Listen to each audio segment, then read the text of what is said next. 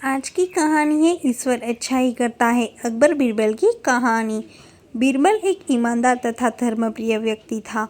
वह प्रतिदिन ईश्वर की आराधना बिना नागा किया करता था। इससे उसे नैतिक व मानसिक बल प्राप्त होता था। वह अक्सर कहा करता था कि ईश्वर जो कुछ भी करता है मनुष्य के भले के लिए ही करता है। कभी कभी हमें ऐसा लगता है कि ईश्वर हम पर कृपा दृष्टि नहीं रखता, लेकिन ऐसा होता नहीं। कभी कभी तो उसके वरदान को भी लोग शाप समझने की भूल कर बैठते हैं। वह हमको थोड़ी पीड़ा इसीलिए देता है ताकि बड़ी पीड़ा से बच सके। एक दरबारी को बीरबल की ऐसी बातें पसंद न आती थी।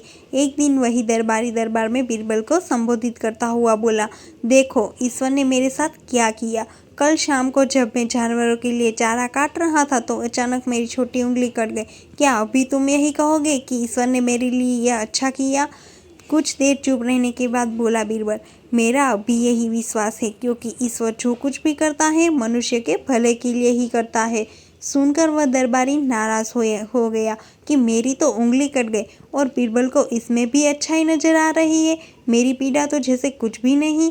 कुछ अन्य दरबारियों ने भी उसके सुर में सुर मिलाया।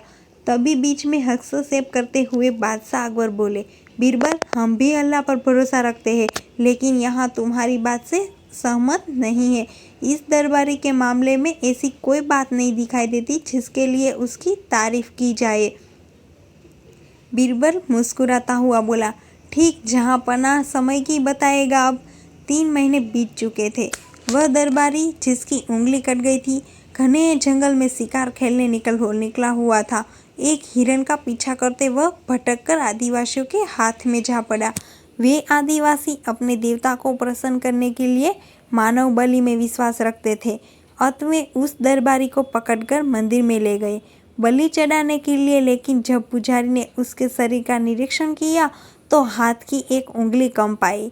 नहीं, इस आदमी की बलि नहीं दी जा सकती। मंदिर का पुजारी ऐसा बोला, यदि 9 उंगलियां वाले इस आदमी को बलि चढ़ा दिया गया तो हमारे देवता बजाय प्रसन्न होने के क्रोधित हो जाएंगे।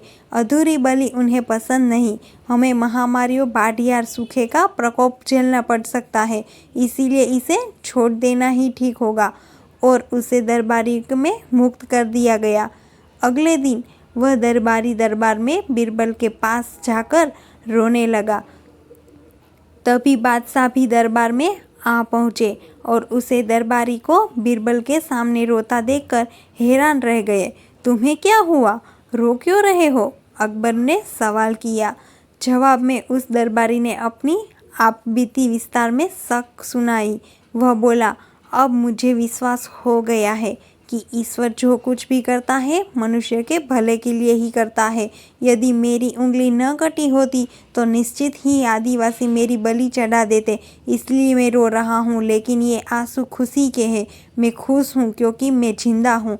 बीरबल के ईश्वर पर विश्वास को संदेह की दृष्टि से देखना मेरी भूल थी। अकबर ने मंद मंद मुस्कुराते हुए दरबारियों की ओर देखा जो सिर झुकाए चुपचाप खड़े थे। अकबर को गर्व महसूस हो रहा था कि बीरबल जैसा बुद्धिमान उसके दरबारियों में से एक है। उम्मीद करती हूँ कि आपको मेरी कहानी पसंद आई होगी। तो हिंदी कहानी दिशा वॉइस को लाइक करें, शेयर करें और सब्सक्राइब करना ना भूलें।